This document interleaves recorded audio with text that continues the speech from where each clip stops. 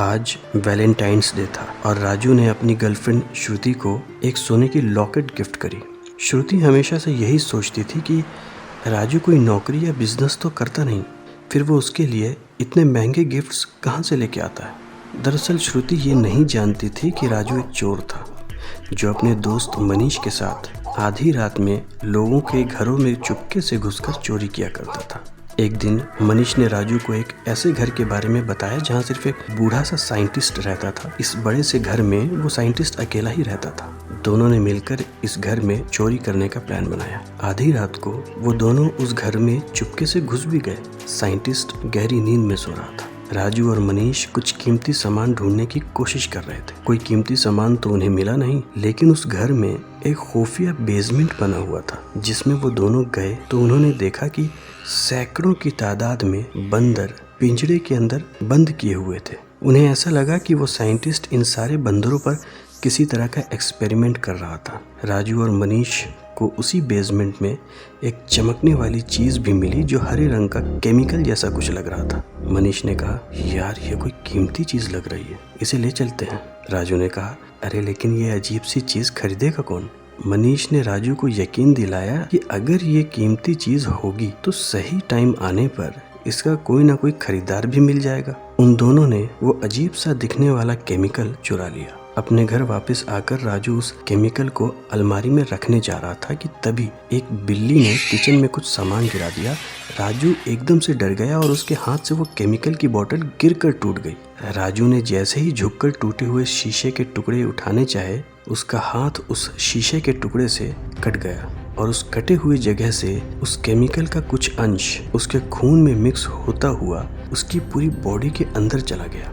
अगली सुबह जब राजू की नींद खुली तो उसे कुछ अजीब सा महसूस हो रहा था। ऐसा लग रहा था जैसे उसके पूरे शरीर में गुदगुदी सी हो रही थी। उसे उछल कूद करने का मन कर रहा था। उसने खिड़की से बाहर एक पेड़ को देखा जो उसके घर से काफी दूर था। न जाने क्यों राजू को उस पल क्या हुआ। उसने खिड़की पर अपना पैर रखा और जोर से छलांग लगाई और हवा में उड़ता हुआ वो सीधा पेड़ के तने पर जा बैठा।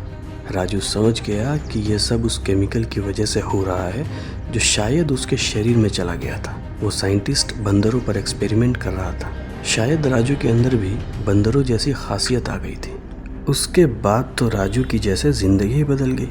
राजू एक सुपर हीरो की तरह किसी भी बिल्डिंग पर पलक झपकते ही चढ़ जाता, किसी भी ऊंचाई से कूद जाता। राजू अब अपनी इस नई शक्ति से लगातार दिन दहाड़े चोरी भी करने लगा था।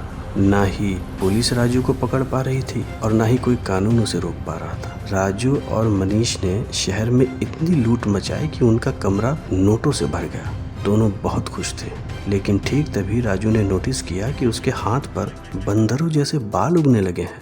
राजू ने आईने में अपनी शक्ल देखी, वो बंदरों जैसा बनता जा रहा था। राजू बुरी तरह घबरा गया और सीधा उस साइंटिस्ट के घर पहुंचा जहां से उसने वो केमिकल चुराया था। लेकिन उसे पता चला कि वो साइंटिस्ट एयरपोर्ट के लिए निकला था। वो साइंटिस्ट चाइना जा रहा था किसी मीटिंग में। राजू ने वहीं से दौड़ लगाई और एयरपोर्ट पहुंचा तो उसे पता चला कि उस साइंटिस्ट की फ्लाइट तो ऑलरेडी रनवे पर आ चुकी है और टेक ऑफ करने वाली थी। राजू ने बिना कुछ सोचे टर्मिनल के बाहर आकर रनवे की बाउंड्री की तरफ दौड़ लगाई और 30 फीट ऊंचे बने फेंस के ऊपर से रनवे के अंदर छलांग लगा दी। इससे पहले कि उस साइंटिस्ट की प्लेन जमीन से टेक ऑफ करती, राजू तेजी से दौड़ते हुए उस प्लेन तक पहुंचा और प्लेन के नीचे ही लटक गया।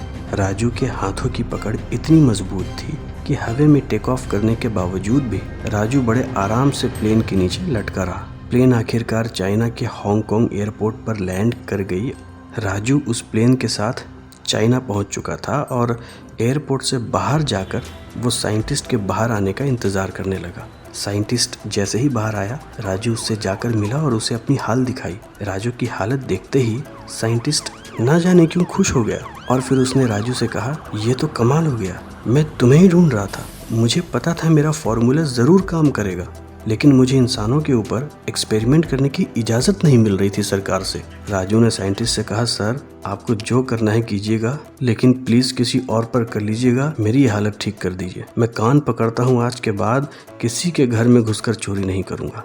साइंटिस्ट हंसने लगा और राजू को अपने साथ एक लेबोरेटरी में ले गया, जहाँ पर राजू को कई सारे साइंटिस्टों ने देखकर अपनी रिपोर्ट्स तैयार की और राजू को एक एंटीडोट दिया गया। तकरीबन 1 महीने तक राजू को उसी लैब में रखा गया जब तक कि उसकी हालत पूरी तरह से ठीक नहीं हो गई। राजू के हाथ और चेहरे पर से वो सारे बंदरों वाले बाल चले गए। वो साइंटिस्ट 1 महीने बाद राजू से मिला और उससे उसकी हाल पूछी। राजू ने उसे बताया कि अब वो पूरी तरह से बैक टू नॉर्मल हो गया है और अब वो बाहर की दुनिया में जाने के लिए तैयार है। राजू उस लैब से बाहर आ गया और उसने अपनी रोज़मर्रा की ज़िंदगी शुरू तो कर दी, लेकिन उसने ये बात सबसे छुपा कर रखी थी कि राजू के सिर्फ हाथ और चेहरे से बाल ही गए थे। वो बंदरों वाली सुपर पावर अभी भी राजू के अंदर मौजूद थी।